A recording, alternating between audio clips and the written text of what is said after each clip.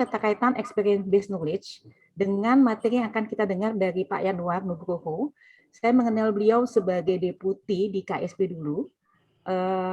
Saat ini kita memang sedang belajar tentang knowledge management, tentang experience based knowledge yang sebenarnya basicnya adalah dari knowledge management.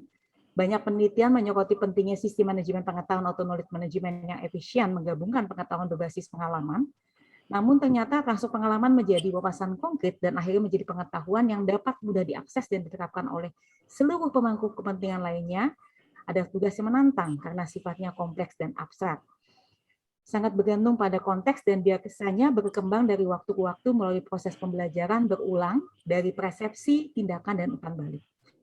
Bapak Ibu yang kami hormati, Bapak Ibu yang berbahagia, kalau kita sudah mendengar paparan dari Pak Doni dan juga Pak Jenderal Doni dan juga Pak Aceh, Pak Dr. Aceh, kita melihat bagaimana ternyata ekstrak pengetahuan dari pengalaman yang telah disampaikan oleh Pak Jenderal Doni dan juga paparan yang disampaikan oleh Pak Dr. Aceh itu mengarah pada generasi pengetahuan pasif.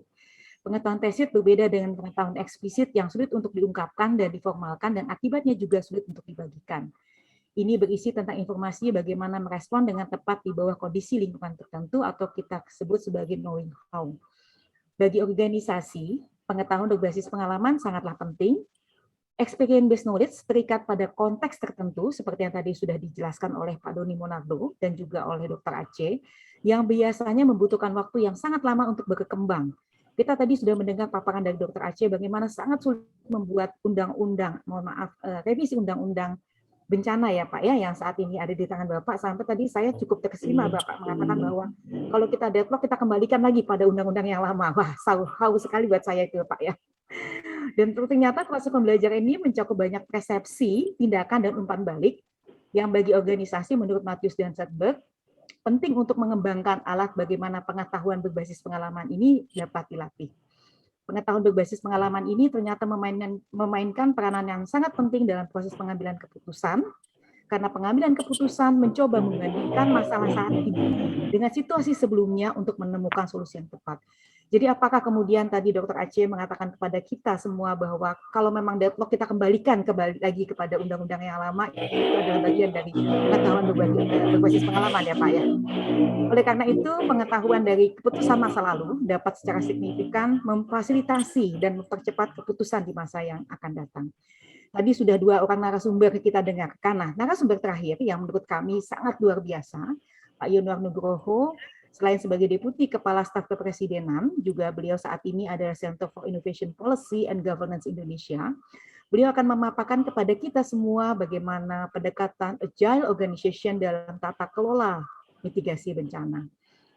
Sebagai gambaran, Agile Organization adalah sebuah organisasi yang memiliki kemampuan untuk merespon dan beradaptasi dengan cepat terhadap keadaan yang berubah. Mereka dapat menggabungkan kecepatan dan stabilitas dalam bekerja.